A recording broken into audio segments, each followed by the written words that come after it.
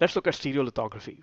And in this, we will look at some video that describes the process, summing it up with some pluses and minuses that are typically attributed to this range of processes over here, some applications, and typical vendors. Let's start out with the video.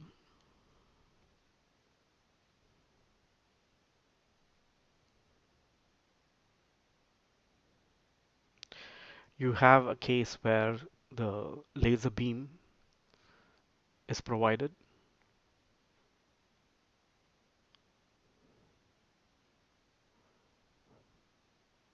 and layer by layer, a slice is rastered across the surface, and you end up building a three-dimensional product using a mirror array, and that process called digital light projection, DLP process. You can increase build times by using exposing a wide range of the resin area simultaneously, as opposed to having the UV light raster across the surface. Further aspects of this process can be looked at in this YouTube link that I have provided for you in greater detail. But mainly with the stereolithography approach, you have a wide range of curable materials that can be processed. The accuracy and surface detail are very good, and size limitation can be overcome by building large volume with to enable large parts. The issue is that you can only work with photopolymerizable materials because you have the light source and then you have the lens and the mirror systems that allows for rastering across the surface. We have seen in the previous lecture that mechanical properties are not stable over time with these class of materials, and also in addition the materials are expensive and build processes tend to be slow, although some aspects of that have been addressed by using um, mirror arrays. And then more recently, we will look at the clip process and its innovation in terms of changing build times by over a couple of orders of magnitude. From Hollywood to industrial parts, you can have casting patterns, prototypes, so on that are built by SLA method.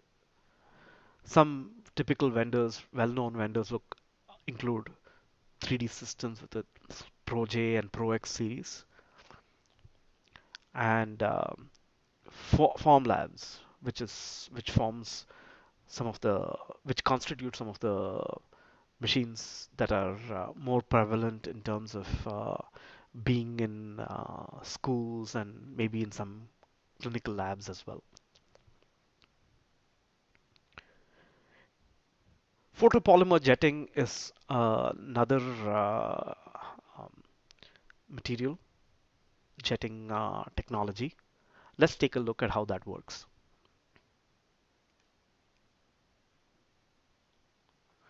So you have a situation where you can have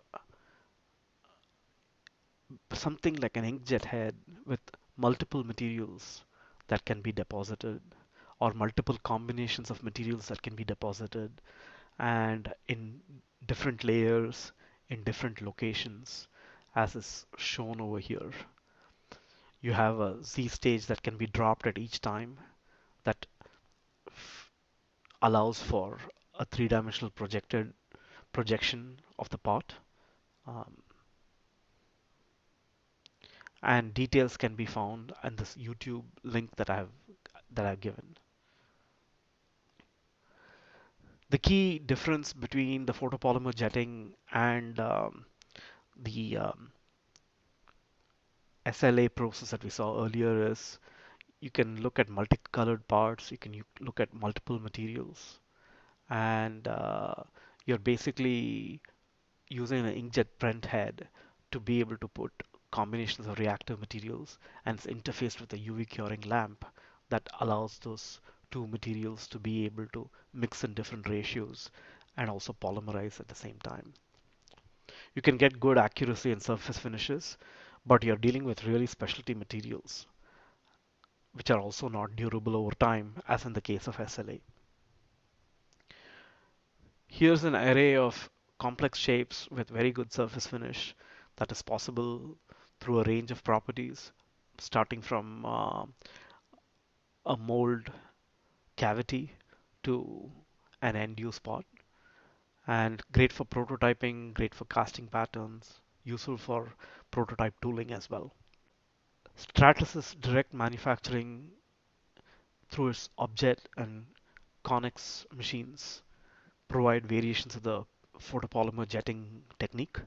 Hewlett Packard is advancing some things through its multi-jet fusion process as well.